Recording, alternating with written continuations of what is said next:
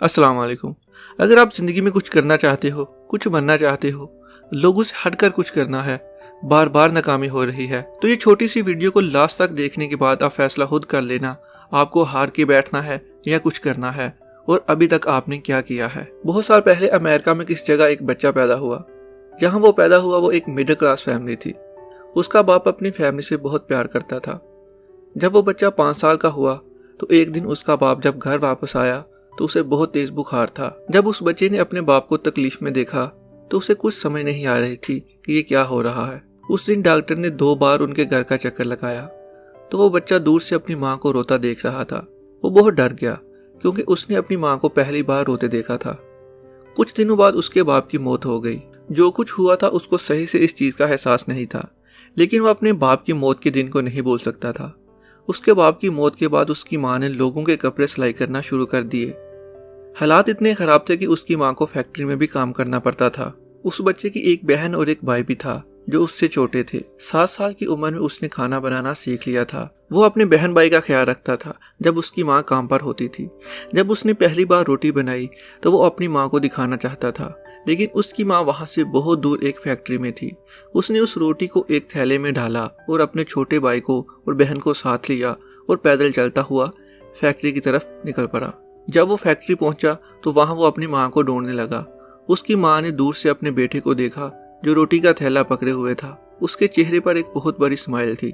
उसकी माँ उसके पास आई, वो रोटी अपने हाथ में ली और अपने बेटे को सीने से लगा लिया। जब वो 10 साल का हुआ तो वो खेतों में काम करने लगा। थोड़ी ही देर बाद उसने पेंटिंग का काम शुरू कर दिया।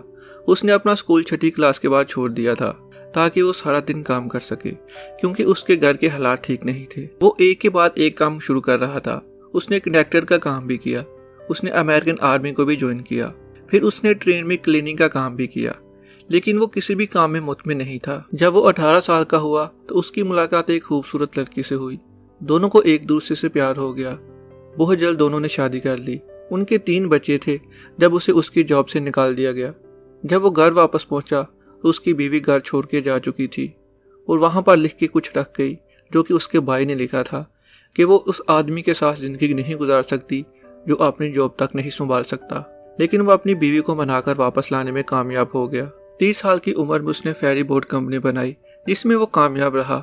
उसने अपनी कंपनी के शेयर सेल कर दिए और कुछ नया करना चाहा। वो कुछ बड़ा करना चाहता था। उसने ऑयल लैंप्स की कंपनी बनाई। उसने बहुत लोगों को हायर किया जो लैंप सेल किया करते थे। उसका ये बिजनेस बड़ी तेजी से बढ़ रहा था। पूरे मुल्क से ऑर्डर आ रहे थे। उसको लगने लगा था कि शायद वो जो चाहता था उसे मिल गया है, लेकिन कुदरत को कुछ और ही मंजूर था। एक डेल्को नामी कंपनी ने इलेक्ट्रॉनिक्स लैंप्स को मार्केट में इंट्रोड्यूस कर दिया और उसका सारा बिजनेस ठप हो गया। उसने दोबारा काम ढूंढने के लिए मुख्तलिफ शहरों का सफर किया। जब वो वापस जाने लगा तो उसकी जेब में कोई पैसा तक न था। वो वापसी पे किसी से लिफ्ट लेकर पहुंचा था। जिस कार वाले ने उसे लिफ्ट दी थी उसके साथ उसने अपनी कहानी शेयर की कि वो यहाँ काम ढूंढने आया था।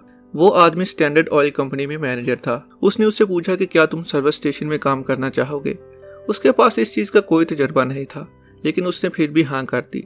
6 साल तक उसने बड़ी अच्छी तरह से उस सर्विस स्टेशन को संभाला, लेकिन फिर वहां से उसको जाना पड़ा जब वो स्टेशन को बंद कर दिया गया। लेकिन इस बार जल्दी ही दोबारा उसको काम मिल गया जब शेल कंपनी ने उसे सर्विस स्टेशन चलाने की ऑफर दी। जब वो 40 साल का हुआ तो उसने सर्विस स्टेशन खोला और साथ ही छोटा सा फूड रेस्टोरेंट का काम भी शुरू कर दिया। लोगों ने उसके खाने को बहुत पसंद किया। रेस्टोरेंट के लिए उसके पास वहाँ ज्यादा जगह नहीं थी क्योंकि ये बिजनेस उसका अच्छा कामयाब चल रहा था। उसने नजदीक ही एक होटल खरीदा और उसको एक बहुत बड़ा रेस्टोरेंट बना दिया। उसका वक्त अच्छा चलने लगा और वो उसमें कामयाब हो गया। जब वो 63 साल का हुआ तो जिंदगी ने एक नया मोड़ लिया। जहाँ उसका रेस्टोरेंट था वहाँ हाईवे बनाने का काम शुरू हो गया। जहाँ से उस हाईवे को गुजरना था उसके बीच उसका रेस्टोरेंट भी आ रहा था। उसका वो बिजनेस भी खत्म हो गया। रेस्टोरेंट बंद हो गया और वहाँ हाईवे बन गया। ये उसकी जिंदगी का सबसे बड़ा धचका था। वो सब कुछ हार चुका था, लेकिन फिर भी वो कुछ और करने की कोशिश में था। पूरी जिंदगी में हर काम में नाकामी ने उसको एक चीज सिखा दी थी, नॉट टू गिव अप। अब उसने डिसाइड किया कि वो अपनी रेसिपी को रेस्टोरेंट में थोड़े से पैसों पर सेल कर देगा। उसने $87 उधार लिए और डोर टू डोर अपनी रेसिपी को सेल करने की कोशिश में लग गया। लोगों ने उसे कहा कि अब तुम बूढ़े हो गए हो, ये काम तुमसे नहीं हो पाएगा, इसलिए इसे छोड़ दो। तुम क्या हासिल कर लोगे इस उम्र में रेसिपी को सेल करके। लेकिन उसने वही किया जो वो हमेशा से करता आ रहा था। उसने अपना काम जारी रखा। 2 साल तक वो अपनी कार में रहा। जहाँ भी जाता उसको नाकामी का सामना करना पड़ रहा था। वो 1009 बार रिजेक्ट हुआ था। आखिरकार जब वो 65 साल का हुआ तो वो एक रेस्टोरेंट के ऑनर से मिला। उसने उसके लिए वो रेसिपी बनाई और उसको खिलाई।